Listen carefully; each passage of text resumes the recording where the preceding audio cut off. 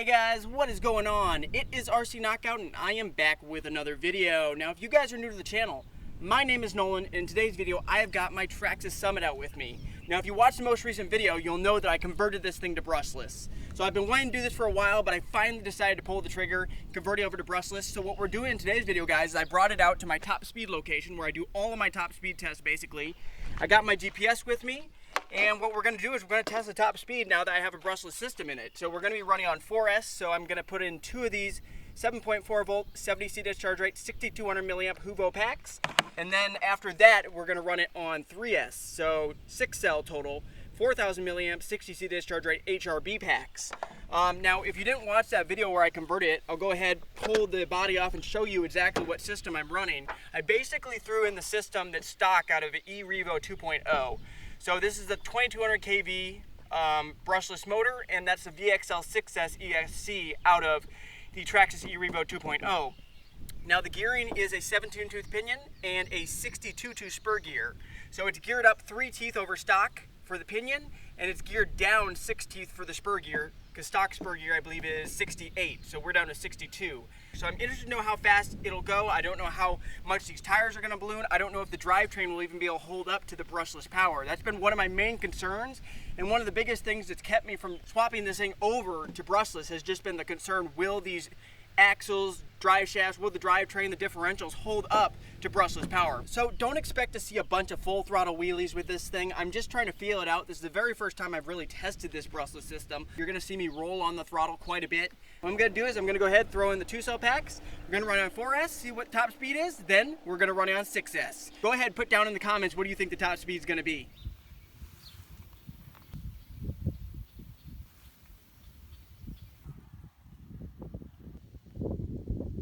All right, I have got the GPS hooked on. I decided to go ahead and just strap it on the front part of the rear body mount. I put 2 Velcro straps around it. I'm hoping that'll hold it in place. It's set to record the maximum speed in miles per hour. So what I'm gonna do is I'm gonna go ahead and throw the body on, and then we're gonna go ahead and make our first passes. And this is on 4S, guys. All right, guys, here we go. Really, it's pretty docile. I'm surprised there's hardly any cogging whatsoever at very low speeds. I actually tried calling this thing a little bit and didn't seem to do too bad. I thought it would be a lot worse running a centerless brushless setup like this. We're going to be doing all these passes, of course, in the second gear. Alrighty, guys, here we go for our pass. Take it down that way a little ways.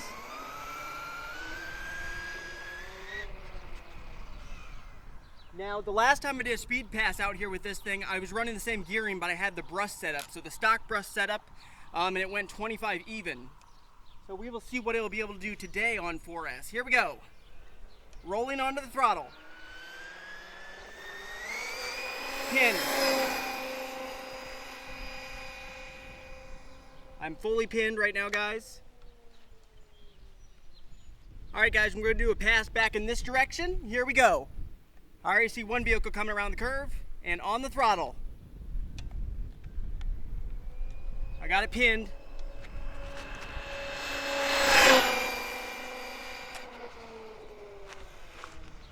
All right, I'm pretty confident we got it up to top speed. Let's bring it in.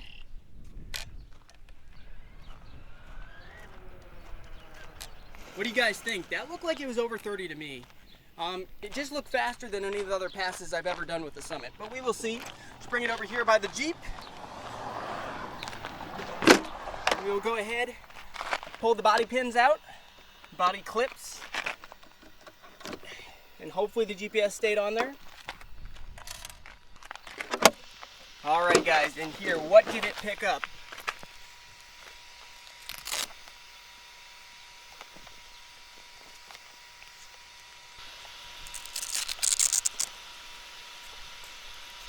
Wow, guys, that's really not too shabby. Can you guys see that? 38.8 miles per hour. That's not bad, really. And that's on 4S, guys. I'm really impressed. I didn't think it was that fast. Now we have to run it on 6S. This thing will be a complete animal on 6S, I bet. So let me go ahead. I'm gonna let it cool down a few minutes. We'll go ahead, we'll reset this, put it back on, and do some passes on 6S. Don't forget to put down in the comments, what do you think top speed on 6S is gonna be? Especially now that you've seen that it's 38 on 4S.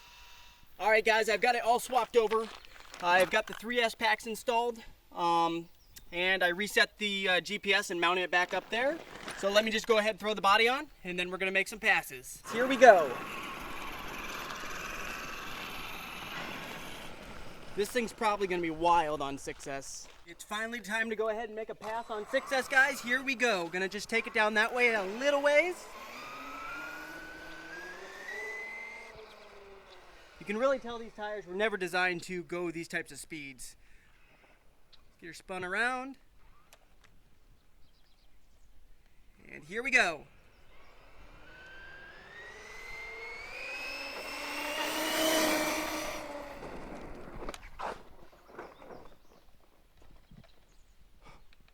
Holy crap.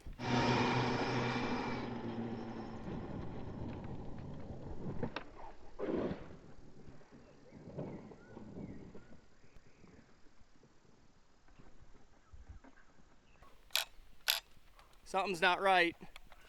Something break? Yep. We broke something, guys. Crap. Let me jog down to it real quick. Something with the back, did we break a back push rod out? And yep, that's exactly what happened. The push rod either pulled out or it broke. Well, hopefully it just pulled out, because if it just pulled out, I should be able to fix that actually. Let me go ahead, turn this off. Actually, let me get back to the vehicle real quick, and then we're gonna check what top speed is. Once I get off to the side of the road, we'll check what the GPS picked up, just for that one little pass.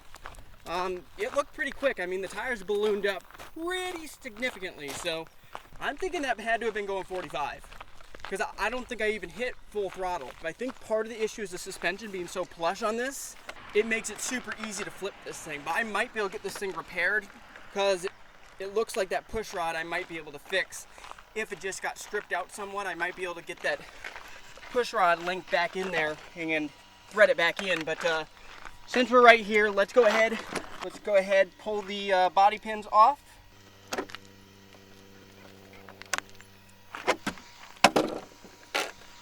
And let's see, what did it come up with?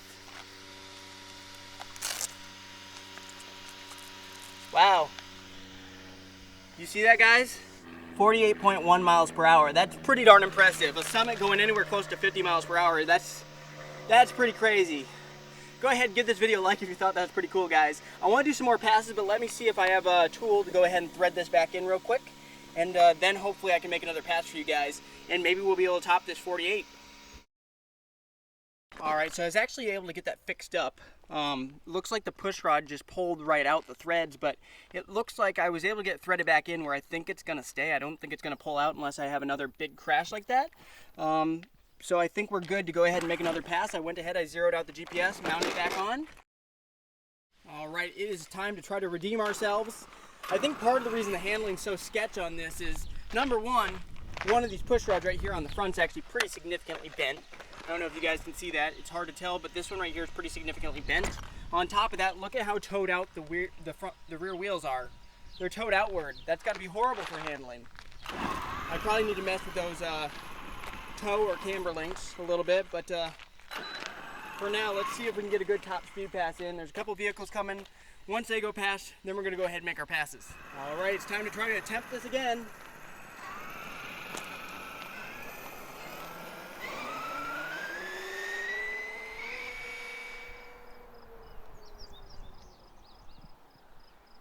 All right, let me get it turned around, guys. And here we go for a pass. Rolling onto the throttle.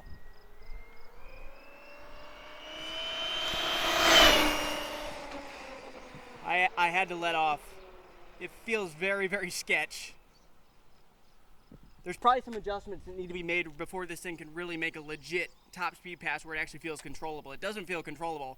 But let's go ahead, let's bring it again. I don't see a vehicle coming. Bring it from that direction, roll onto the throttle.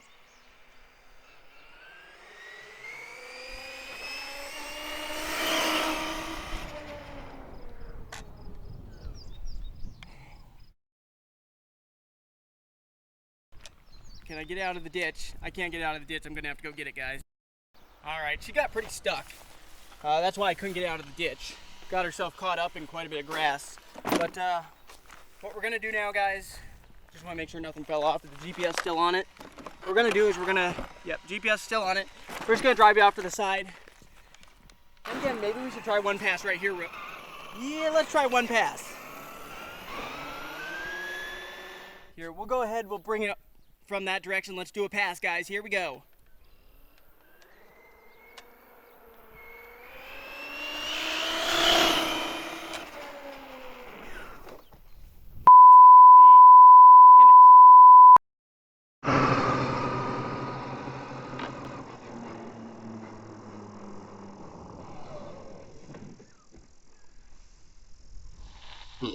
Oh no, guys, that was dumb. Maybe I shouldn't have done that pass. It went in the ditch over here. I'm hoping the GPS or nothing fell off of it all the way down there. GPS still on. The GPS, surprisingly enough, is still on.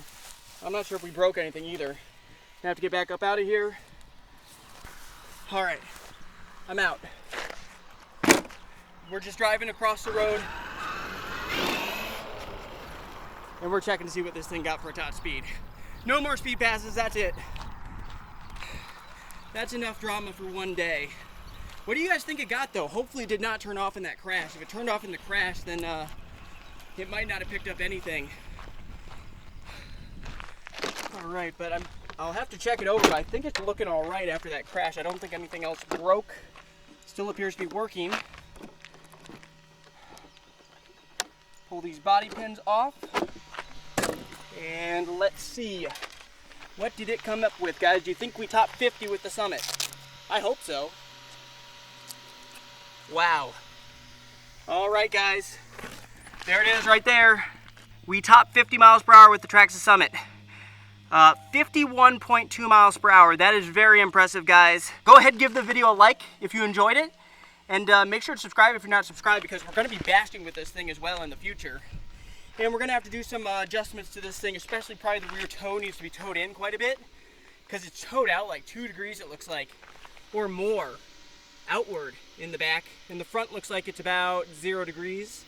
So I'll definitely have to do some tweaks with it to get this thing to actually be able to track straight and not drive like a madman, basically, is what it feels like. It just feels completely uncontrollable, especially when those tires balloon up. I feel like I have no control over it. So we might need to go with a belted tire setup or something. Let me know what you guys think in the comments. Let me know if you know of any wheels and tires I should possibly go with, because with this brushless power, these tires are ballooning way too much, where I can't really control this thing. No doubt this thing has more in it. I don't doubt this thing could probably easily go, 55, if not 60 miles per hour. I don't feel like I really got it up to top speed, but it's as fast as I feel comfortable going, because once I get up going those speeds, the thing does not want to track straight, and on top of that, it just gets super, I probably need to tighten up these collars, the preload on the shocks, a ton, because what it's doing is it's like bobbing from side to side, and it's really throwing the balance of this thing off, where it's super easy. Once it goes in one direction, when you try to counter steer it, it flips over itself because the suspension is going like this. It's just flipping over itself. So we'll have to make some tweaks, but drivetrain survived this first run, but this wasn't really a bash, and I rolled on the throttle quite a bit. But we'll have to see going forward. I might have to loosen up the slipper clutch a little bit, but we're going to see going forward whether this thing's going to be worthy of bashing, or if we're going to have to do some more upgrades to be able to run this thing with this brushless setup. But so far, the brushless setup's done really well, and I'm super happy with how it performed. So the thing I'm interested in real quick is, can we do a wheelie on 6S? We should be able to, no problem. I just don't want to tear up my gears in the process. So let's just go right here and let's see. I think it's safe to say, guys, this thing can probably do a wheelie. No problemo. Can do a controlled one, though. Yeah, like, the Summit is definitely, like, when you drive one of these, you can tell it's completely different than e-Revo. It sits up way higher, and you can tell it was never meant to go speeds like this. The center of gravity is way too high, the suspension is way too cushy, and it moves way too much. I tightened down those front springs quite a bit as well, the preload on the springs, and it still feels way too plush, way too cushy. How about another wheelie? Yeah, this thing never could wheelie before, guys. On brushed, when it was brushed, it couldn't wheelie at all.